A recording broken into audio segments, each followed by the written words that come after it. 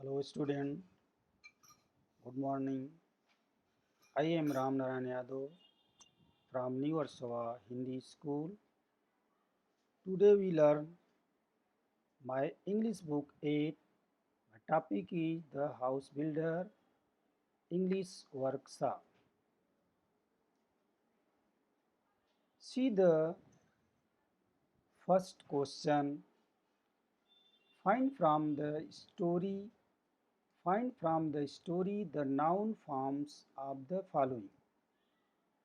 पहला क्वेश्चन है कहानी जो आपने पढ़ा है find from the story the noun form of the following.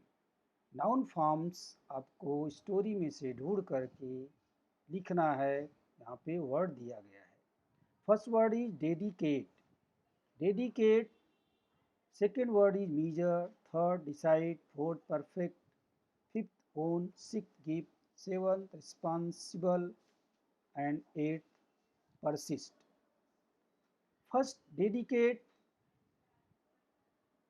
Word जो आया हुआ है इसका नाउन फॉर्म बुक आपकी स्टोरी में डेडिकेशन वर्ड आया हुआ है।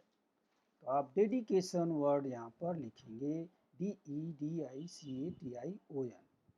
डेडिकेशन वर्ड लिखना है। सेकेंड वर्ड मीजर, मीजर का नाउन फॉर्म मेजरमेंट आया हुआ है।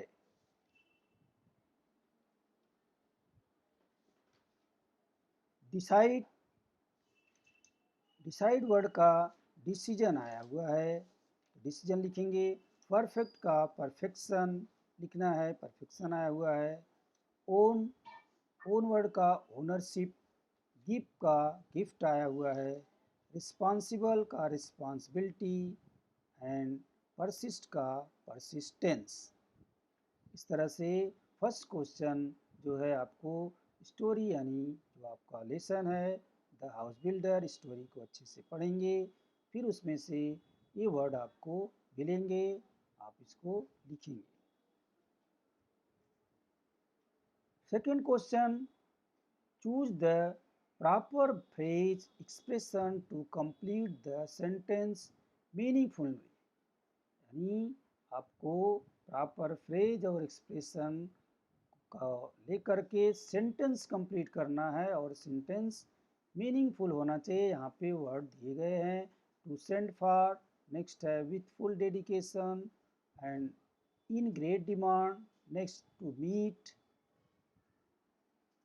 Meet needs of, next make up one's mind and next to no avail, other word to hand over. There are words given, you read the words properly and then read the lesson and decide whose phrase come with sentence. First वो sentence, पहला sentence क्या है? She does her job, she does her job. अब वो अपना काम कैसे करेगी? इसके लिए आंसर आपका होगा with full dedication. She does her job with full dedication. अपना काम पूरी लगन के साथ करती है। ये मीनिंगफुल सेंटेंस बना। Second one should dash to help others when needed. यानी किसी को किसी की मदद करने से संबंध रखता है, किसी को ज़रूरत है उसकी मदद करने के लिए, तो इसका हो जाएगा one should make up one's mind, one should make up one's mind to help other when needed. यानी ऐसा अपने दिमाग को तैयार रखना चाहिए, हमारे मन को, जब किसी को किसी हेल्प की ज़रूरत है तो हमें, यानी कि कोई ज़रूरतमंद है तो उसकी मदद करना चाहिए। ऐसा हमारे दिमाग में विचार रखना चाहिए। इस तरह मीनिंगफुल वर्ड सेंटेंस बनेगा। नेक्स्ट है as Mister Jadhav was transfer to Chennai to he had dash his responsibilities to his assistant. यानी मिस्टर जाधव का ट्रांसफ़र हुआ है तो उन्होंने अपनी रिस्पॉन्सिबिलिटी अपने असिस्टेंट को देंगे तो इसके लिए हैंड ओवर वर्ड आता है, इसलिए यहाँ पाएगा as Mister Jadhav was transferred to Chennai he had to hand over his responsibility to his assistant.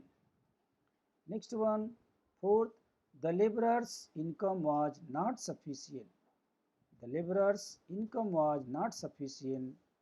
Dot यानी आगे खाली है तो इसको पूरा करना है to meet the needs of his family. The laborer's income was not sufficient dash of his family. इसमें कौन सा वर्ड आएगा?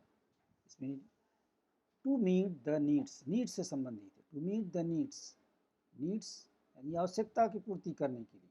Labourers income was not sufficient, labourers जो कमाता है वह जो है उसके फैमिली के लिए, उसके परिवार के लिए सफिशिएंट नहीं है, ऐसा मीनिंग निकलेगा। Because of a fault in the wiring they will have, because of a fault in the wiring they will have an electrician, an electrician यहाँ पे कौन सा वर्ड आएगा? to send, to send यानी to send भेजा गया, तब ये सेंटेंस बनेगा। Because of a fault in wiring यानी वायरिंग में फॉल्ट है, they will have to send for an electrician, इसलिए उन्होंने एक इलेक्ट्रीशियन को भेजा, to send for an electrician.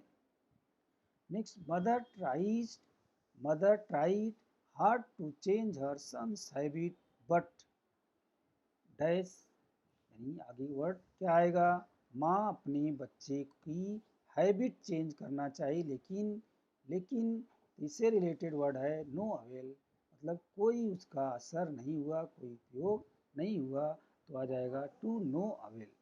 Mother tried hard to change her son's habit but to no avail, माँ जो है अपने बेटे की हैबिट चेंज करने की पूरी तरह से कोशिश की लेकिन कोई उसका फ़ायदा नहीं हुआ, टू नो अवेल।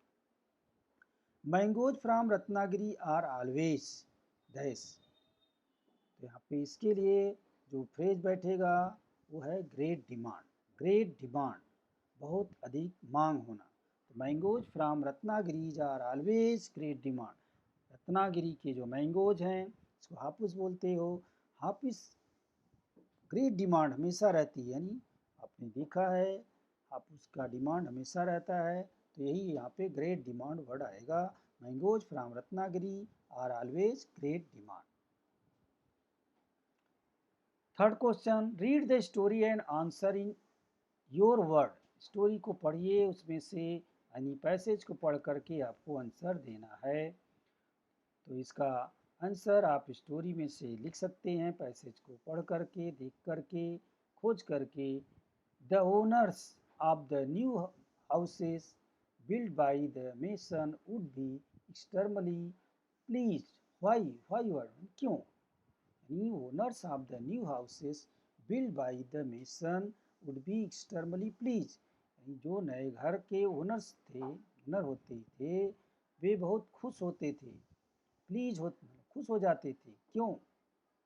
इसका आंसर आपके पैसेज में से मिलेगा। क्योंकि मेसन कैसा घर बनाता था वो पहले पेज पर ही आपको बताया गया है, तो वहाँ पे आप देखिए, ही मेड श्योर, कैसा घर बनाता था, पूरे डेडिकेशन के साथ करता था, वहाँ से भी ले सकते हैं। He made sure that he used the best construction material और high quality the measurement of the walls, doorways, arches were perfect and he gave an excellent and appealing finish to whatever he built. यानी mason कैसा घर बनाता था, पूरा जो है अपनी डेडिकेशन, पूरे अपनी मन लगा करके काम करता था, और ही मेड श्योर, श्योरिटी होती थी that he use the best construction material, जो कंस्ट्रक्शन मटेरियल वह यूज कर रहा है, जिससे घर बना रहा है, वह जो है अच्छी क्वालिटी का है कि नहीं, इस पर वो ध्यान देता था, अच्छी क्वालिटी का कंस्ट्रक्शन मटेरियल यूज करता था, हाई क्वालिटी अच्छी क्वालिटी का द मीजरमेंट और मीजरमेंट जो रहता था, नाप जोख भी of the wall, doorway, arches, सबका, दीवारों का, दरवाजे का, गैलरी का, सबका बराबर नाप भी बराबर होती थी और were perfect and he gave an excellent and spelling finishing to whatever he build. और जो भी काम करता था उसके काम में बहुत ही सुंदरता रहती थी, फिनिशिंग बहुत अच्छी आती थी, यानी देखने में उसके द्वारा बनाए गए घर मजबूत होते थे और सुंदर होते थे देखने में। इसलिए उसके जो ओनर्स होते थे होम घर के, वो खुश हो जाते थे। इस तरह से बिल्डर का यानी जो कंट्रैक्टर था उसका बिजनेस अच्छा चल रहा था। नेक्स्ट है B, the contractor compensated for the mason's good work. How, कैसे, यानी कंट्रैक्टर जो था मेसन को कंपनसेट करता था, यानी उसके काम के बदले में वह देता था पैसा, कुछ देता था तो कैसे देता था, उसके काम के बदले में देता था, अच्छे काम के बदले में कंपनसेट करता था तो कैसे करता था। Subsequently the contractor compensate the mason handsomely with a very good salary. Mason काम अच्छा करता था तो कंट्रैक्टर भी उसको उसके काम के अच्छे काम के बदले handsomely with a very good salary, बहुत अधिक वेतन देता था। आपने पढ़ा है उसमें भी, जिससे कि वो उसके फैमिली के लिए सफिशियंट होता था, यानी वो अच्छा काम करता था तो कंट्रैक्टर भी उसको अच्छा पैसा देता था, ऐसा सैलरी देता था। इस लाइन को आप लिख सकते हैं, subsequently the contractor recompensated the mason handsomely with a very good salary. Next question, the mason made a firm decision to retire when? Mason ने रिटायर होने का मन बनाया, रिटायर होने का निर्णय लिया। when, कब, कब निर्णय लिया, तो ये भी आपने उसी पेज पे है, आगे पढ़ेंगे मालूम पड़ेगा। The mason thus continued working with great devotion for many years till he became grandfather.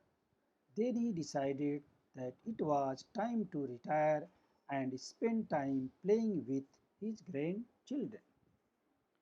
आप उस पैराग्राफ को आगे पढ़ेंगे पेज पर स्टोरी में तो आपको मिलेगा, मेसन ने काम किया लगातार, द मेसन दस कंटिन्यू वर्किंग, लगातार काम करते रहा, द ग्रेट डिविशन, पूरे जो है ईमानदारी के साथ पूरा मन लगा के काम किया, मेनी ईयर्स, बहुत साल तक पूरे मन से कंटिन्यू लगातार काम किया, और टिल ही बिकेम ग्रैंडफादर, जब तक कि वो ग्रैंडफादर दादा जब तक कि नहीं बन गया, यानी बूढ़ा हो गया, तब तक वो काम में पूरा मन लगा करके बहुत सालों तक काम किया।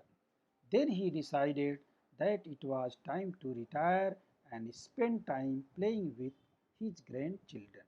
अब उसने तब जाके उसने निर्णय किया कि अब हमारे रिटायर होने का समय आ गया है, अब हमें अपने पोते पोतियों के साथ टाइम में खेल करके टाइम बिताना चाहिए, अब हमें काम से आराम लेना चाहिए। तो इस तरह से पैराग्राफ आप लिख सकते हैं।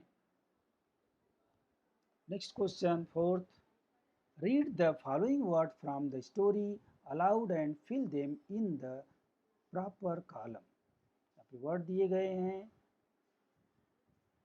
Story, work, perfection, architect, leave, building, full, door, way, quality, responsibility, measurement, great, many, avail, excellent, material, complete, sufficiently, ready, documents, broad, happy, ownership, subsequently. ये वर्ड हैं, इनको जो है नीचे आपको सिलेबिक ऑर्डर में लिखना है, 1 syllabic, 2 syllabic, 3 syllabic, more than 3 syllabic.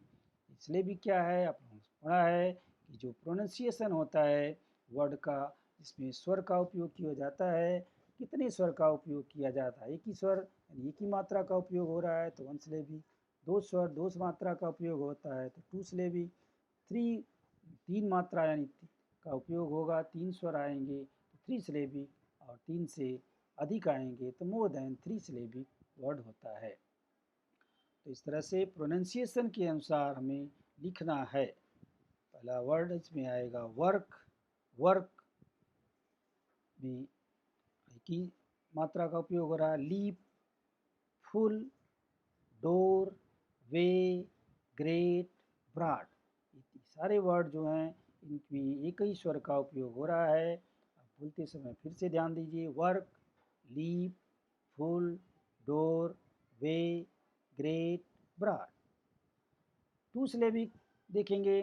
To syllabic यानी दो मात्राओं का उपयोग हो रहा है, तो इसका प्रोनाउंसिएशन भी उसी तरह होगा। इस टो री, टो री, दो मात्रा का उपयोग है, टो और री।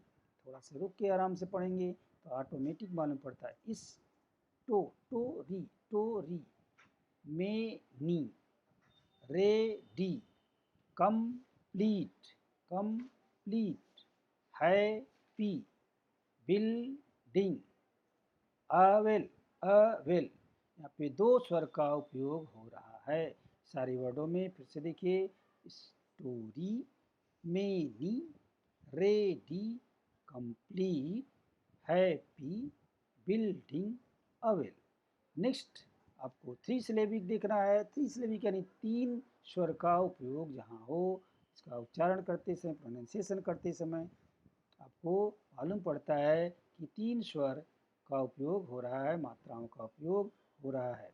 आराम से पढ़ेंगे तो इसमें आपको इसको समझने में आसानी होगी। चल देखते हैं। Perfection, perfection. अब यहाँ पे देख रहे हैं तीन बार, तीन पार्ट में उच्चारण करने पे क्लियर हो जाए। परफेक्शन, तो TION सन आ रहा है यहाँ पे। पर, PR, पर, फेक, FEC, फे, TION सन। तो तीन स्वर का उच्चारण यहाँ पे हो रहा है। आर की, आर की टेक्ट, आर हो गया, की हो गया, टेक्ट, आर की टेक्ट। एक्सीलेंट, एक्स हो गया, सी हो गया, लेंट, एक्सीलेंट। क्वालिटी, क्वा हो गया, ली हो गया, टी, क्वालिटी।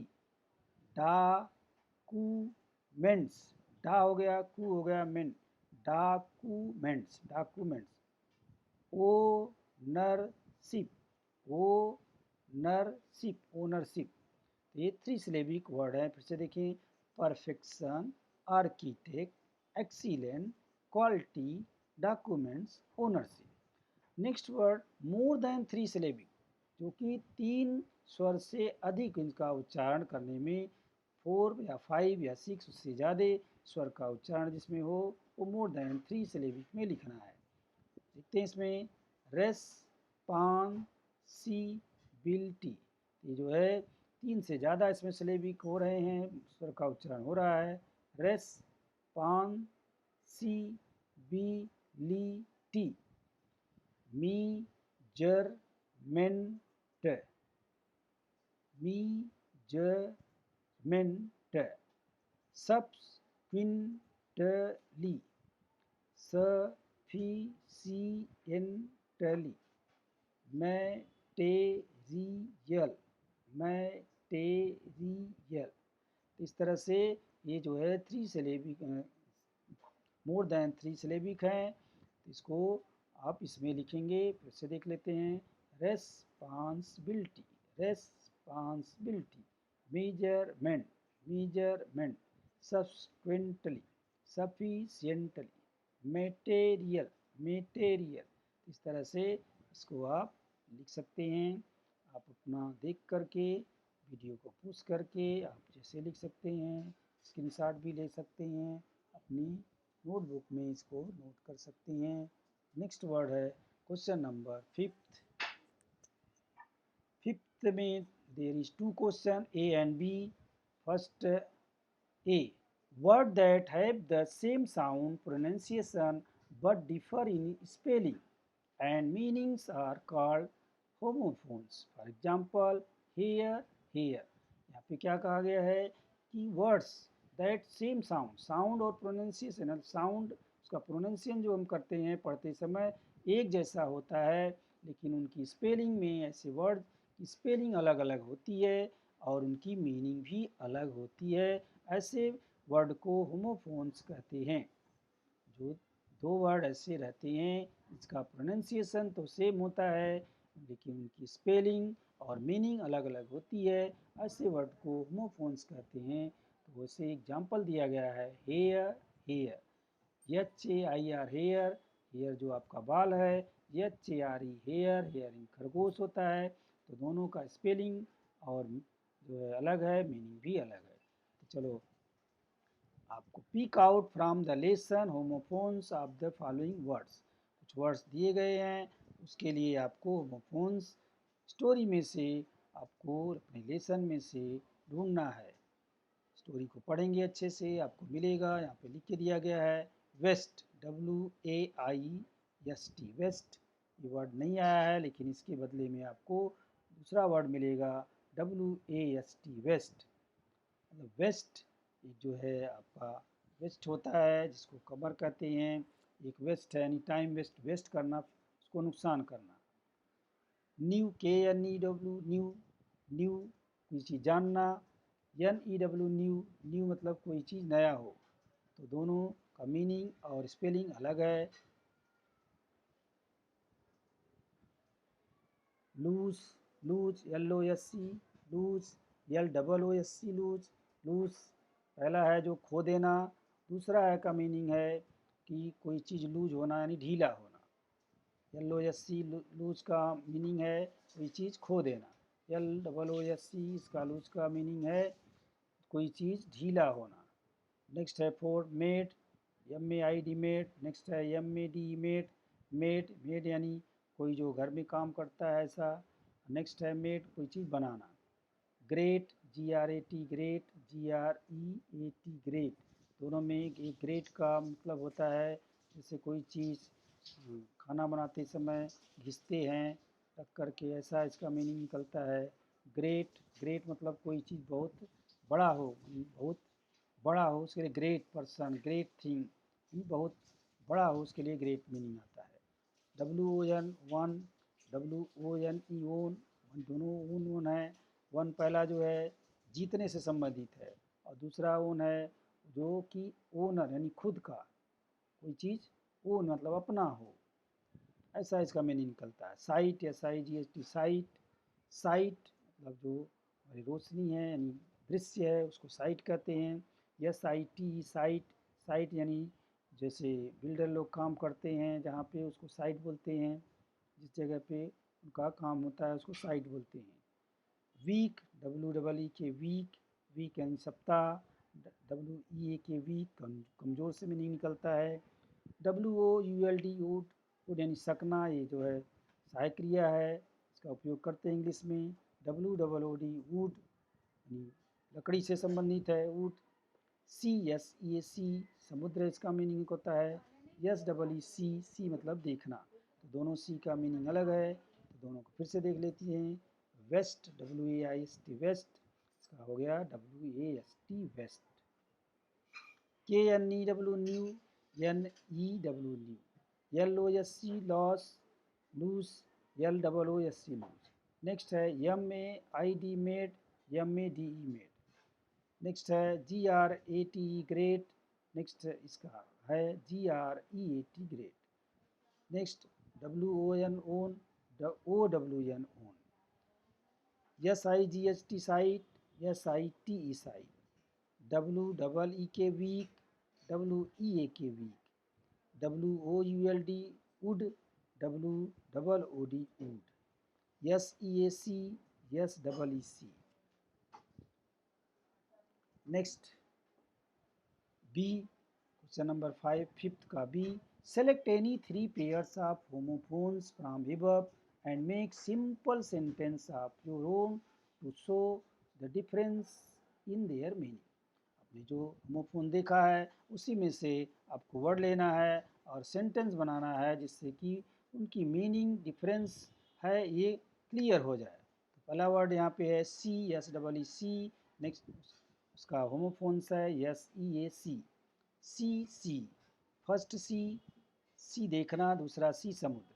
तो फर्स्ट में children can see many animals in zoo, यहाँ पे सी देखना, childrens can see many animals in zoo, zoo में बच्चों ने बहुत सारे एनिमल्स को देख सकते हैं, बच्चे जू में बहुत सारे एनिमल्स को देख सकते हैं। नेक्स्ट है we get salt from the sea, sea आप साल्ट जो पाते हैं कहाँ से पाते हैं, सी समुद्र से, तो यहाँ पे समुद्र इसका मीनिंग है। नेक्स्ट है W double O D, wood, W O U L D, would, wood पहला वुड लकड़ी, दे सेकेंड वुड सकना। तो फर्स्ट सेंटेंस है we require wood to make furniture, हमें लकड़ी की आवश्यकता है किसके लिए, फर्नीचर बनाने के लिए।